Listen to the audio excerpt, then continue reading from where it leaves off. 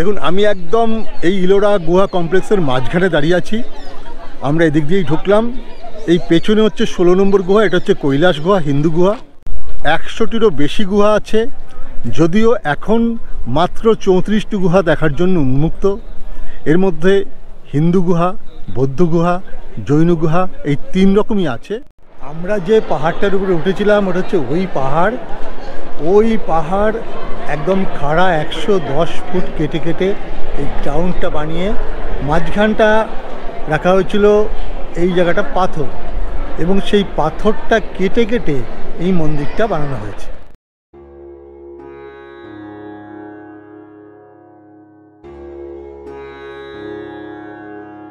ইলোরা ভারতীয় প্রাচীন ভাস্কর্য ও স্থাপত্যবিদ্যার এক উজ্জ্বল নিদর্শন। মহারাষ্ট্রের ঔরঙ্গাবাদ জেলায় পশ্চিমঘাট পর্বতমালার চরণেন্দ্রী পাহাড়ে 34টি খনন করা গুহা ও মন্দিরে রয়েছে ভারতের সেই বিস্ময়কর প্রাচীন শিল্প ঐতিহ্য, যা আজ ওয়ার্ল্ড হেরিটেজ সাইট। এখানে একই পাহাড়ে পাশাপাশি রয়েছে হিন্দু গুহা, বৌদ্ধ গুহা ও জৈন গুহা। রয়েছে বিশ্বের বৃহত্তম একক শিলা কেটে বানানো মন্দির কৈলাস মন্দির, যার গায়ে খোদাই করা ভাস্কর্য আপনাকে বিস্ময়ে বাকরুদ্ধ করে দেবে। আজ আপনাদের নিয়ে যেতে চলেছি বিশ্বের সেই বিস্ময়কর শিল্প ঐতিহ্যের কেন্দ্র ইলোরা গুহায়। প্রাচীন ভারতের স্থাপত্যবিদ্যা ও ভাস্কর্যের সেই অনুপম নিদর্শন আপনাদের চোখের সামনে মেলে ধরার পাশাপাশি আজকের ভিডিওতে থাকবে ইলোরায় আসা, থাকা, খাওয়া, ঘোরা সহ খরচাপাতির সব ধরনের তথ্য।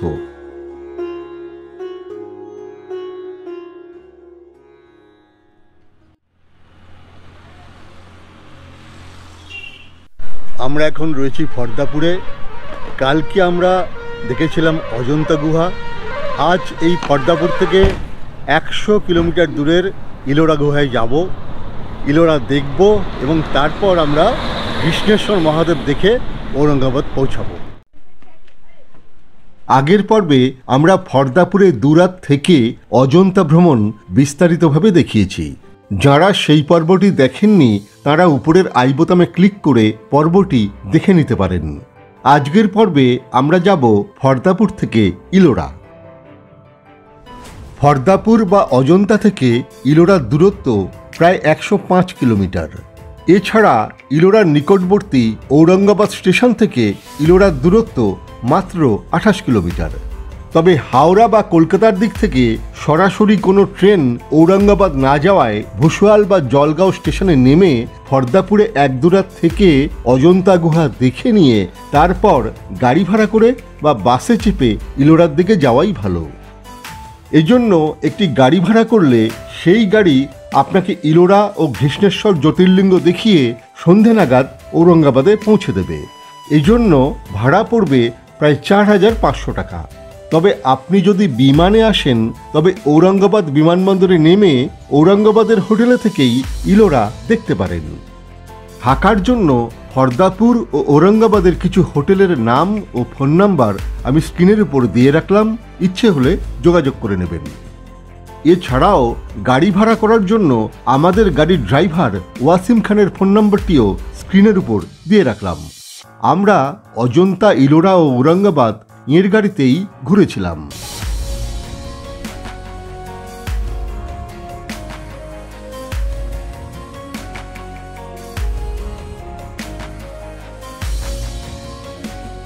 প্রায় ঘন্টা 3 একটানা চলার পর আমরা পৌঁছে গেলাম ইলোরার প্রবেশদ্বারের সামনে।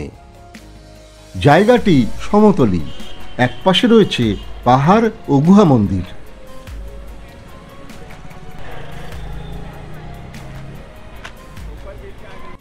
আমি পৌঁছে গেছি ইলোরার গেটের সামনে। এই মোড়টায় অনেক হোটেল, রেস্টুরেন্ট সব রয়েছে। আপনি ইচ্ছে করলে ঢোকার আগে খেয়ে ঢুকতে পারেন বা ইলোরা দেখে এসে খেতে পারেন। তবে আমি বলবো কিছু শুকনো খাবার নিয়ে ঢুকবেন, কারণ ভেতরে হয়তো খাবার পাওয়া যাবে না। অল্প কিছু টিফিন সেরে ও শুকনো খাবার সঙ্গে নিয়ে গেট পেরিয়ে আমরা গিয়ে চললাম টিকিট কাউন্টারের দিকে।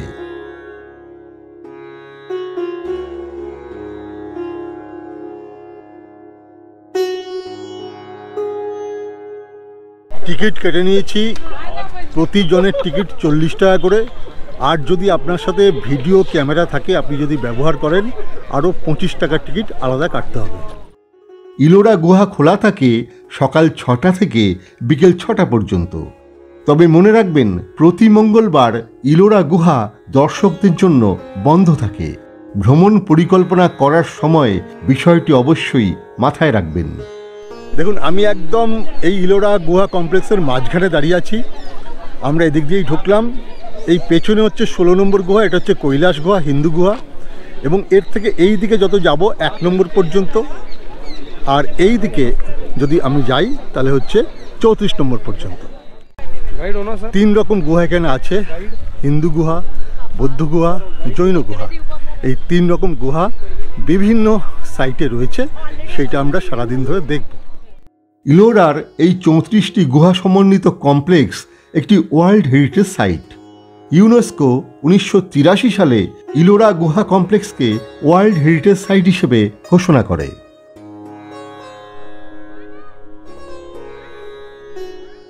এখানে 100টিরও বেশি গুহা আছে, যদিও এখন মাত্র 34টি গুহা দেখার জন্য উন্মুক্ত। এর মধ্যে হিন্দু গুহা, বৌদ্ধ গুহা, জৈন গুহা এই 3 রকমই আছে।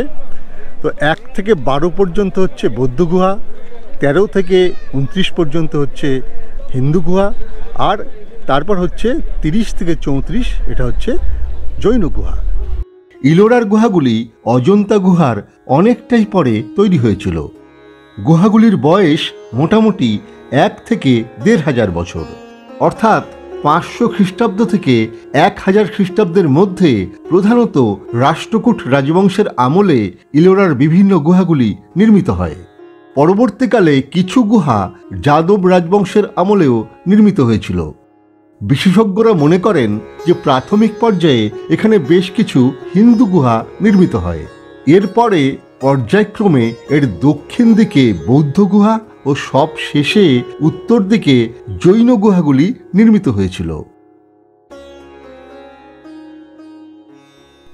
আচ্ছা, আমরা প্রথমে এসেছি 10 নম্বর গুহার সামনে। এটা অতি গুরুত্বপূর্ণ গুহা, এটাকে বলে বিশ্বকর্মা গুহা এবং এটাকে কার্পেন্টারের গুহাও বলে। 650 খ্রিস্টাব্দ নাগাদ এই গুহা নির্মিত। এটা কিন্তু বৌদ্ধ গুহা। 10 নম্বর গুহা হল ইলোরা গুহা কমপ্লেক্সের 12টি বৌদ্ধ গুহার একমাত্র চৈত্য বা উপাসনালয়। বাকি বৌদ্ধ গুহাগুলি সংঘারাম বা বৌদ্ধ বিহার। এই গুহায় শেষ প্রান্তে রয়েছে স্তূপ ও 15 ফুটের একটি বুদ্ধদেবের মূর্তি।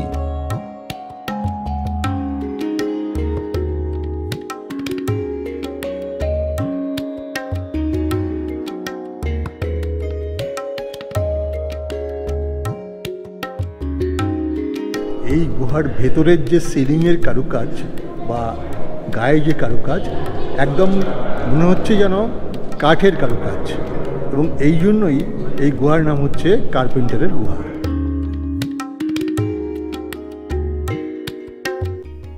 আমরা এখন সিঁড়ি দিয়ে এই 10 নম্বর গুহার উপরে উঠছি। উপরেও অত্যন্ত সুন্দর কারুকাজ রয়েছে, নিচ থেকে দেখতে পাচ্ছিলাম।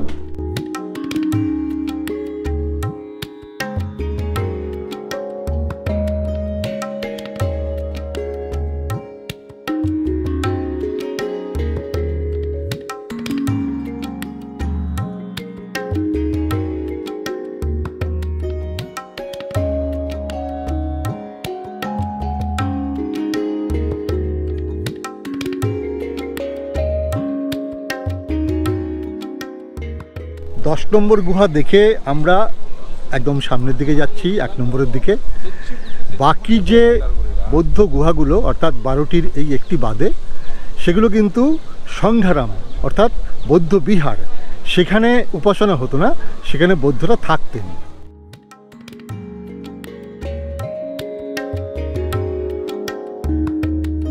দশ নম্বর গুহা দেখে আমরা চলে এলাম 8 নম্বর গুহায়। এই গুহার ভিতরে তারাদেবীর মূর্তি সহ আরও বেশ কিছু মূর্তি রয়েছে।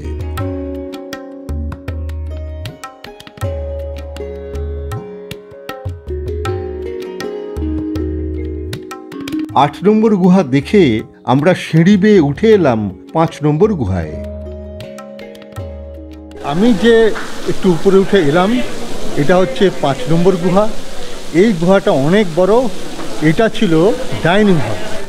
5 নম্বর গুহাটি বৌদ্ধ গুহাগুলির মধ্যে সবচেয়ে বড় গুহা। এই ডাইনিং হলটা বিরাট বড়। এর যে দৈর্ঘ্য এটা হচ্ছে 53 মিটার আর প্রস্থ হচ্ছে 36 মিটার। তাহলে বুঝুন এখানে কত মানুষ, কত বৌদ্ধ সন্ন্যাসী একসাথে খেতে বসতেন। এই গুহায় লম্বা বেঞ্চের মতো সারি দেখে মনে করা হয় এটি ছিল বৌদ্ধ ভিক্ষুদের ডাইনিং হল। যদিও অনেক ঐতিহাসিকের মতে এটি ছিল সমাবেশ কক্ষ, যেখানে বেঞ্চের মতো গড়ন পড়াশোনার কাজে ব্যবহৃত হতো।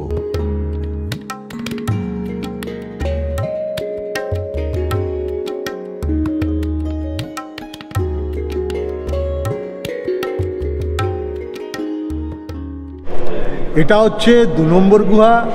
এটা একটা মাঝারি মাপের গুহা। অনেক মূর্তি রয়েছে, অর্থাৎ স্থাপত্য রয়েছে। আপনার হাতে যদি সময় থাকে অবশ্যই এটা দেখে নেবেন।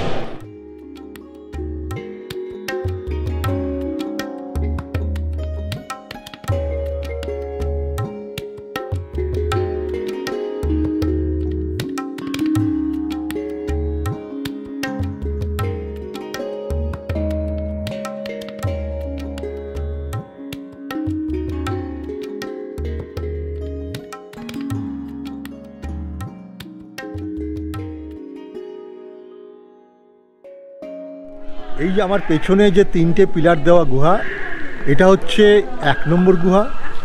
এখান থেকেই গুহাগুলো শুরু, বা ওদিক থেকে আসলে এটাই শেষ। এই গুহার ভিতরে তেমন কিছু নেই দেখার মতো। আপনি ইচ্ছে করলে এতদূর আসতে পারেন, বা আপনি মাঝামাঝি কোনো জায়গায় মানে গুরুত্বপূর্ণ গুহা দেখে শেষ করতে পারেন, আবার ওইদিকে যেতে পারেন। আমরা এখানে 1 নম্বর অবধি চলে এসেছি। এবার এখান থেকে আবার আমরা 16-র দিকে যাব।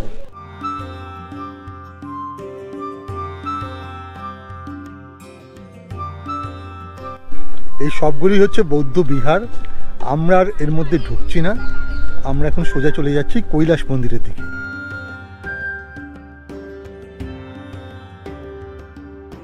প্রথমে এই পাথর সিঁড়ি টপকে উপর থেকে কৈলাস টেম্পল দেখব, তারপর নিচে নেমে দেখব।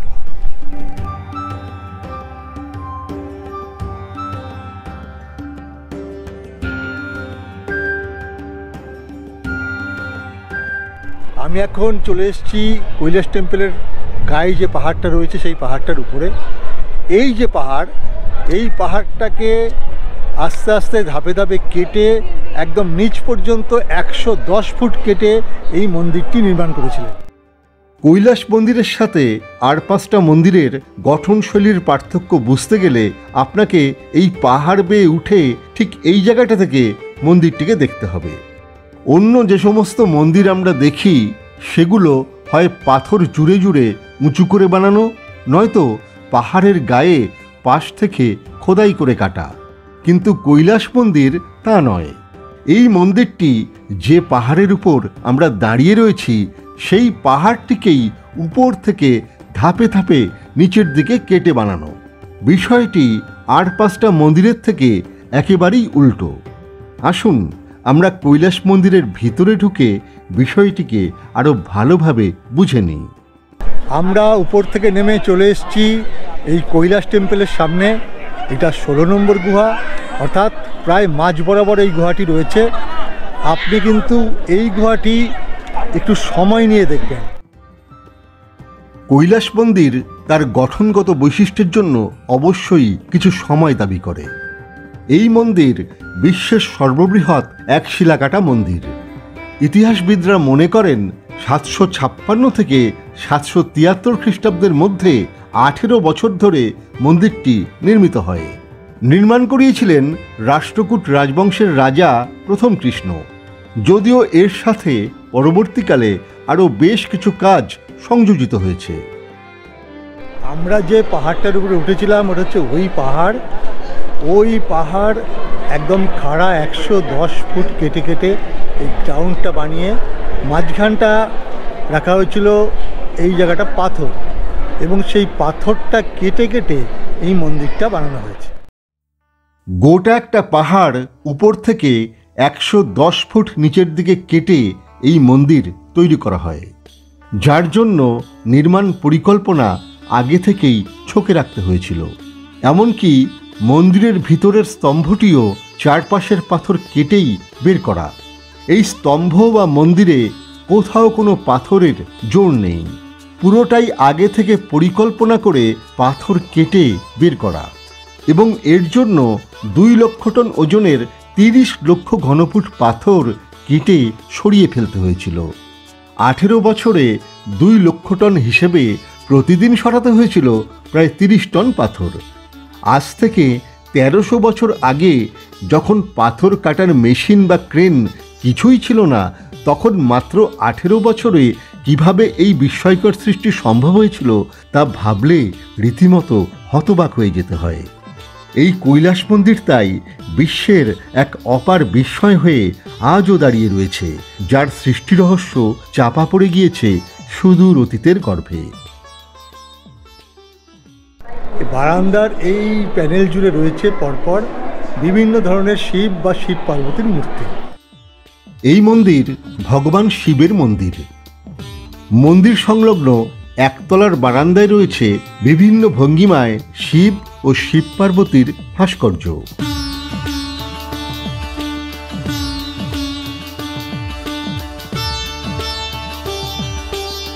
শিব পার্বতীর মূর্তি ছাড়াও মন্দিরের বাইরের গায়ে রয়েছে নানা দেবদেবীর খোদিত মূর্তি।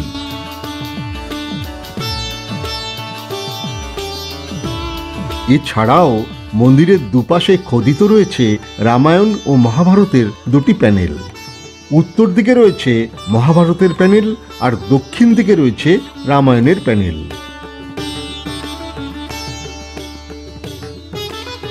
গোটা মন্দিরটির নিচে সারি সারি হাতির ভাস্কর্য খোদিত রয়েছে, যেন মনে হচ্ছে এই হাতিরা মন্দিরটিকে পিঠে করে ধরে রেখেছে।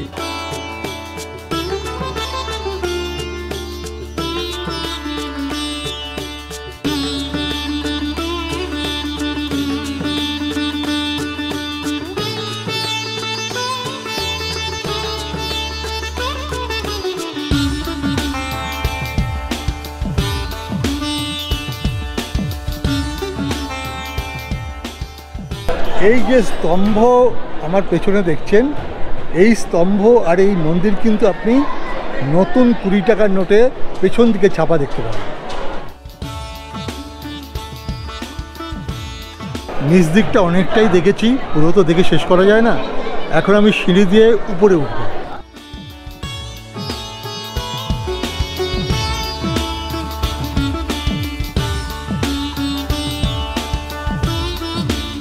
মূল মন্দিরের গর্ভগৃহে রয়েছে শিবলিঙ্গ। এছাড়াও মন্দিরের বাইরে রয়েছে অপূর্ব সব ভাস্কর্য।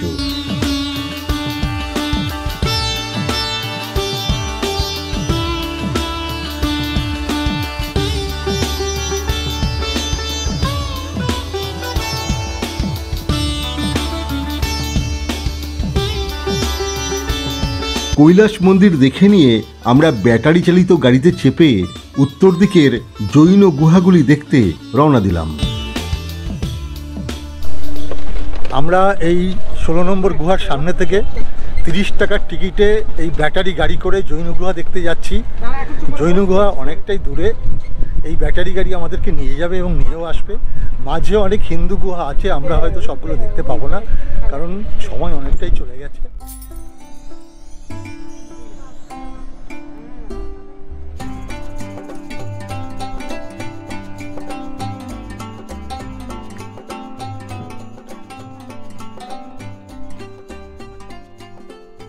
প্রায় 1 কিলোমিটার এসে আমাদের এখানে নামিয়ে দিল। কিছুটা সামনে হেঁটে হচ্ছে জৈন গুহা, সেগুলো দেখে আবার এখানে আসলে এখান থেকে আবার পেছন দিকে নিয়ে যাবে।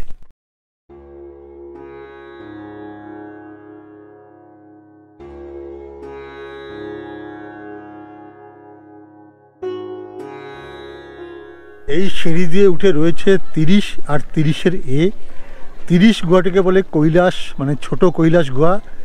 কৈলাস গুহার সাথে এর যে স্থাপত্য তার মিল রয়েছে।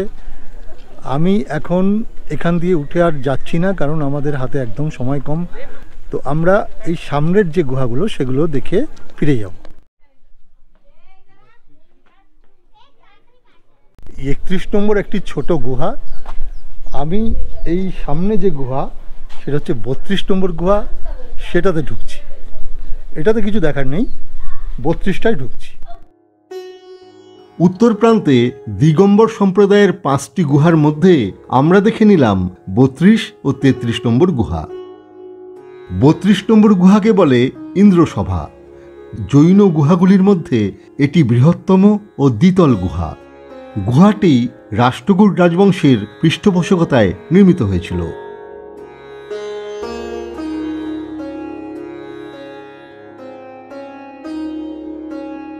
এই গুহার পাশে রয়েছে 33 নম্বর গুহা, যাকে বলা হয় জগন্নাথ সভা।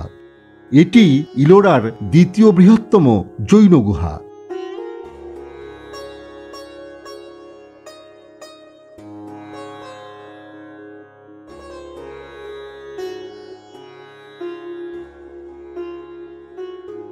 জৈন গুহাগুলি দেখে নিয়ে সব শেষে আমরা দেখে নিলাম 29 নম্বর হিন্দু গুহা। গাড়ি করে আমরা এলাম 29 নম্বর গুহায়। এটা কিন্তু হিন্দু গুহা। 29 থেকে আবার ওই 16-র দিকে হিন্দু গুহা। এটি আদি হিন্দু মন্দির ও ইলোরার প্রাচীনতম খনন। গুহাটি খুবই বড়। ভিতরে রয়েছে নানা হিন্দু দেবদেবীর অপূর্ব সব মূর্তি।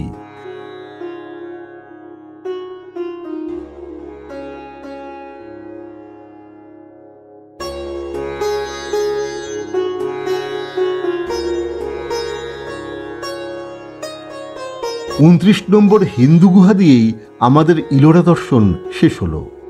দু চোখে বিস্ময়ের ঘোর নিয়ে আকাশের অস্তরাগ গায়ে মেখে আমরা ফিরে চললাম ইলোরার প্রবেশদ্বারের দিকে।